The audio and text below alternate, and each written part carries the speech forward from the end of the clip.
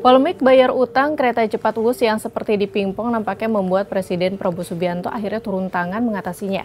Pada Kamis 30 Oktober 2025, Menteri Sekretaris Negara Prasetyo Hadi menyebut utang Wus sudah dibahas dalam rapat terbatas yang dihadiri oleh Presiden Prabowo, Menko Perekonomian Erlangga Hartarto, Menteri Keuangan Purbaya Sadewa, dan CEO Danantara Rosan Luslani.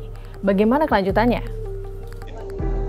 Ya, kemarin dibahas, kemudian Pak Erlangga, Menko Econ, Menteri Keuangan, kemudian CEO Danantara diminta untuk, sebagaimana tadi yang saya sampaikan, menghitung lagi detailnya, kemudian opsi-opsi untuk minta misalnya perpanjangan masa pinjaman, bagian nanti dari skenario skema yang terbaik.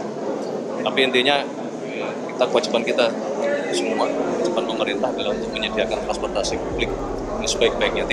Prasetyo Hadi pun menyebut jika saat ini pemerintah tengah mematangkan skema terbaik untuk menyelesaikan kewajiban pembayaran pinjaman proyek Wus dengan fokus utama pada penghitungan angka yang detail dan permintaan kelonggaran waktu kepada pihak Cina. Diketahui proyek kereta cepat Jakarta-Bandung kini tengah jadi sorotan lantaran beban utangnya mencapai 116 triliun rupiah. Danantara sebagai superholding BUMN disebut tengah mencari cara meringankan pembiayaan proyek tersebut, termasuk kemungkinan meminta dukungan dari APBN.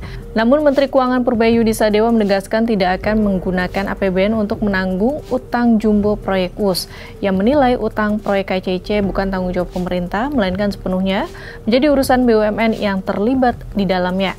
Nah, faktanya ada hal lain selain utang yang jadi perhatian dari proyek ini, yakni soal munculnya dugaan markup anggaran. Komisi Pemberantasan Korupsi pun menggulirkan pengusutan untuk menanggapi polemik ini.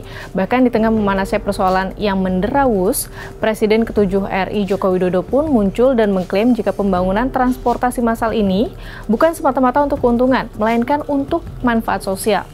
Peneliti Pusat Kajian Anti Korupsi Universitas Gadjah Mada Zainur Rohman menilai pengusutan dugaan penyimpangan dalam proyek kereta cepat Jakarta-Bandung sudah tepat. Tindakan ini penting untuk merespons kekhawatiran publik atas pembengkakan biaya pembangunan dan beban keuangan negara yang semakin besar. Menurut Zainur, KPK punya dasar hukum untuk memulai penyelidikan tanpa harus menunggu laporan masyarakat. Penelusuran dapat dimulai dari pengumpulan bahan keterangan dan audit terhadap dokumen perencanaan serta kontrak kerja sama proyek. Lebih jauh, Zainur menyoroti dua hal utama yang perlu diselisih KPK. Pertama, kebijakan pemerintah dalam memilih Cina sebagai mitra proyek setelah menjajaki kerjasama dengan Jepang. Pemilihan itu dilakukan dengan alasan Cina tidak mensyaratkan jaminan pemerintah melalui APBN. Akan tetapi, pada pelaksanaannya justru terjadi pembengkakan biaya yang besar. Zainur juga menyoroti tahap awal perencanaan yang dinilai tidak transparan.